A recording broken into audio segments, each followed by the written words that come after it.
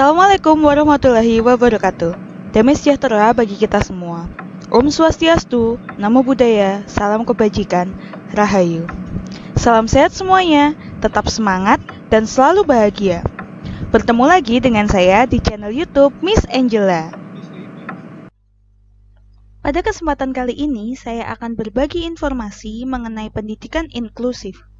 Kita akan bersama-sama untuk lebih mengenal apa yang dimaksud pendidikan inklusif dan apa tujuannya.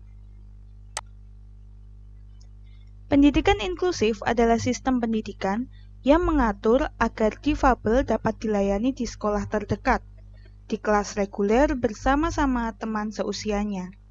Tanpa harus dikhususkan kelasnya, siswa dapat belajar bersama dengan aksesibilitas yang mendukung untuk semua siswa tanpa terkecuali. Atau bisa diartikan juga kondisi nyata yang terjadi di sekolah dan pihak sekolah harus menyesuaikan kurikulum sekolah agar bisa memberikan pelayanan kepada peserta didik berkebutuhan khusus. Diharapkan setiap sekolah memadupadankan kurikulum sekolah yang sudah berjalan dengan pendidikan inklusif, maka sekolah tersebut dinyatakan sekolah inklusif penuh. Tujuan pendidikan inklusif. Yang pertama, memberikan kesempatan yang seluas-luasnya kepada semua anak, termasuk anak berkebutuhan khusus, untuk mendapatkan pendidikan yang layak sesuai dengan kebutuhannya. Yang kedua, membantu mempercepat program wajib belajar pendidikan dasar. 3. Membantu meningkatkan mutu pendidikan dasar dan menengah dengan menekan angka tinggal kelas dan putus sekolah. Yang keempat, menciptakan amanat Undang-Undang Dasar 1945, khususnya pasal 31 ayat 1, yang berbunyi, setiap warga negara berhak mendapatkan pendidikan, dan ayat 2 yang berbunyi, setiap warga negara wajib mengikuti pendidikan dasar dan pemerintah wajib membiayainya. Dan Undang-Undang Nomor 20 Tahun 2003 tentang Sistem Pendidikan Nasional, khususnya pasal 5 ayat 1 yang berbunyi, setiap warga negara mempunyai hak yang sama untuk memperoleh pendidikan yang bermutu. Serta Undang-Undang Nomor 23 Tahun 2002 tentang Perlindungan Anak, khususnya pasal 51 yang berbunyi, anak yang menyandang cacat fisik mental diberikan kesempatan yang sama dan aksesibilitas untuk memperoleh pendidikan biasa dan pendidikan luar biasa. Peserta didik yang kita temui setiap hari sangatlah beragam. Sebagai seorang pengajar, kita harus mengetahui karakter peserta didik, khususnya peserta didik yang memiliki keterbutuhan khusus. Keberagaman peserta didik secara khusus terbagi atas 3 klasifikasi besar, yaitu yang pertama, peserta didik reguler, yang kedua, peserta didik berkebutuhan khusus, yang ketiga, peserta didik berkebutuhan layanan khusus. Peserta didik reguler adalah peserta didik yang tidak memiliki hambatan tertentu, misalnya hambatan fisik, mental kognitif, sensorik, dan hambatan lainnya yang menyebabkan mereka mengalami kendala dalam mengikuti pembelajaran secara klasikal. Peserta didik berkebutuhan khusus adalah peserta didik yang memiliki hambatan tertentu, seperti hambatan penglihatan, hambatan pendengaran, hambatan intelektual, hambatan fisik, lamban belajar, rendah konsentrasi, dan gangguan perilaku tertentu. Peserta didik berkebutuhan layanan khusus adalah peserta didik yang memiliki hambatan secara intelektual, seperti anak korban bencana alam, anak korban HIV, anak korban kekerasan rumah tangga, dan lingkungan. Adapun peserta didik berkebutuhan layanan khusus memiliki karakteristik yang perlu kita pahami. Setelah mempelajari karakteristik masing-masing peserta didik berkebutuhan khusus sebagai guru sekolah inklusif, maka kita perlu untuk memahami juga kebutuhan pembelajaran dari masing-masing peserta didik berkebutuhan khusus. Hal ini dilakukan sebagai upaya untuk menghargai keberagaman peserta didik di kelas dan mengembangkan kualitas hidup peserta didik. Mengapa kita perlu memperhatikan kebutuhan pembelajaran peserta didik berkebutuhan khusus? Lebih lanjut, sesuai dengan amanat Permendiknas nomor 70 tahun 2009 mengenai pendidikan inklusif dan Undang-Undang nomor 8 tahun 2016 mengenai penyandang disabilitas, maka perlu sebagai guru untuk merancang pembelajaran yang sesuai dengan kebutuhan pelayanan masing-masing peserta didik berkebutuhan khusus. Identifikasi peserta didik berkebutuhan khusus. Sebagai usaha seorang orang tua, guru, maupun tenaga kependidikan lainnya untuk mengetahui apakah seorang peserta didik mengalami kelainan atau penyimpangan dari segi fisikal, intelektual, sosial, emosional, dan atau sensoris neurologis dalam pertumbuhan atau perkembangannya dibandingkan dengan peserta didik normal seusianya. Identifikasi peserta didik berkebutuhan khusus sama artinya dengan menemukan kelainan atau penyimpangan. Dilaksanakan melalui pengamatan gejala fisik, perilaku, dan hasil belajar. Istilah identifikasi erat hubungannya dengan kata mengenali, menandai, dan menemukan. Kegiatan mengidentifikasi adalah kegiatan untuk mengenal dan menandai sesuatu.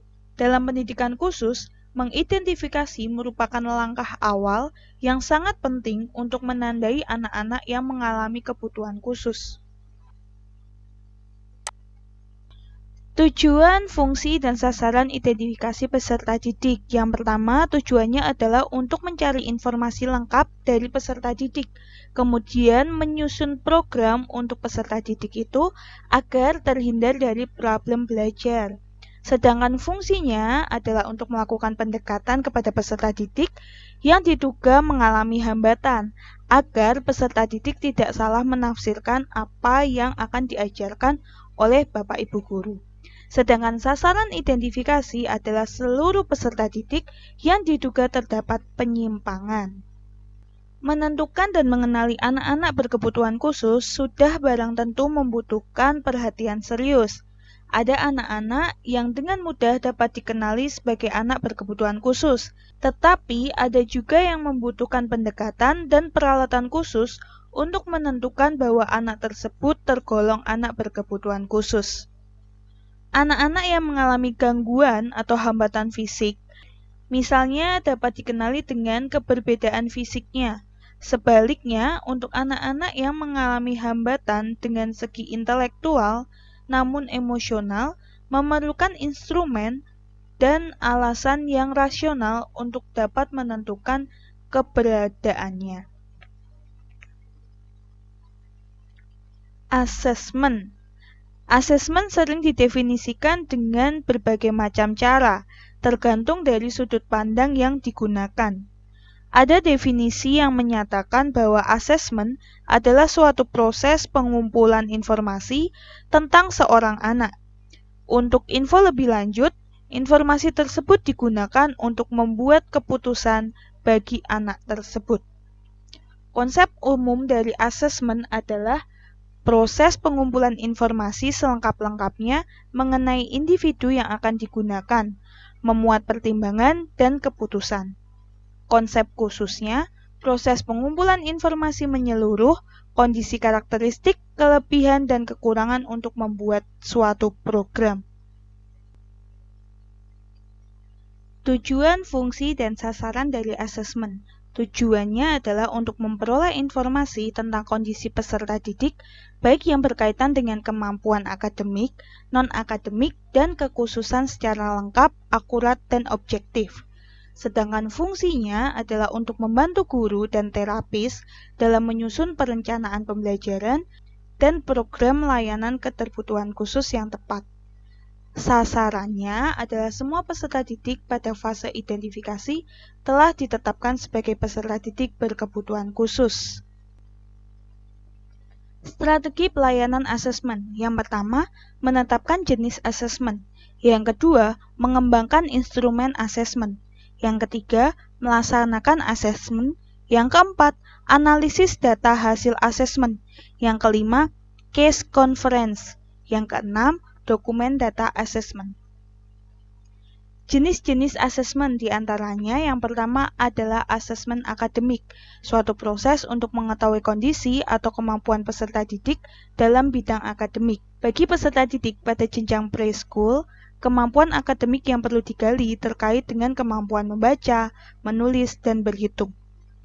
Asesmen yang kedua adalah non-akademik, suatu proses untuk mengetahui kondisi peserta didik yang berkaitan dengan jenis hambatan atau kelainan yang disandangnya secara mendalam, komprehensif, dan akurat.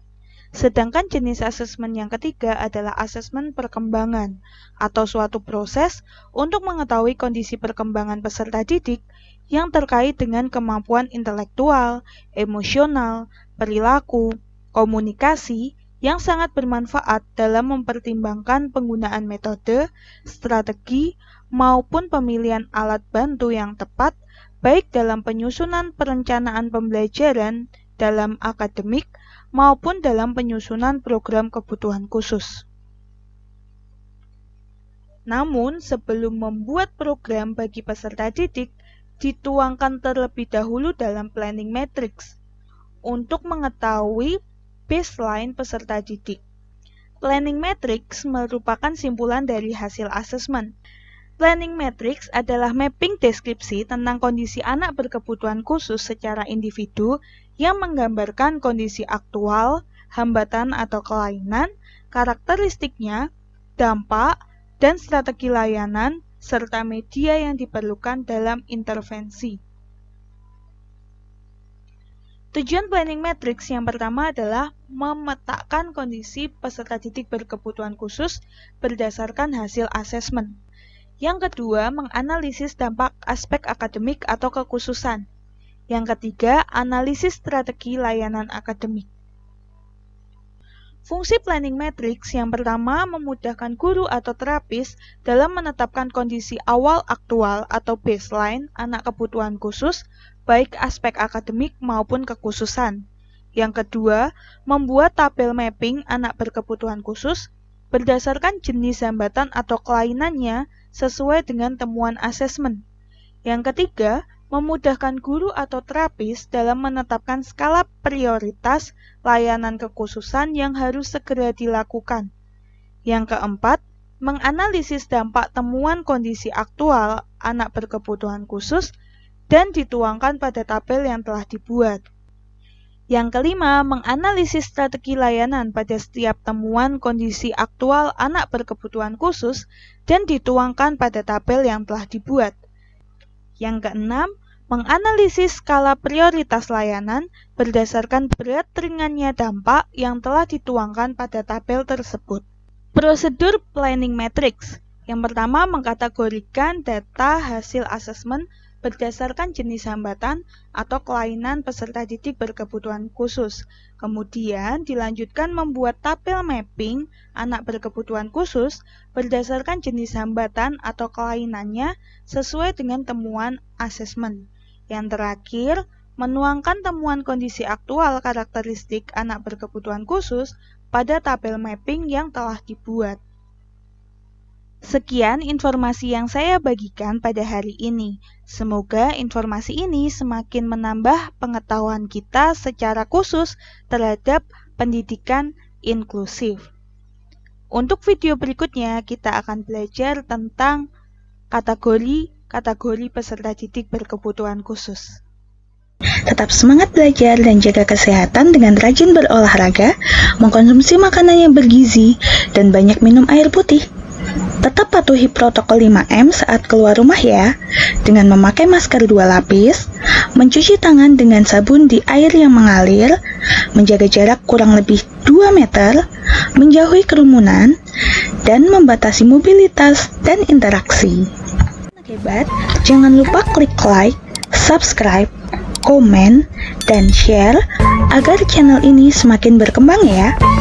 Sampai bertemu lagi di video berikutnya. Dadah!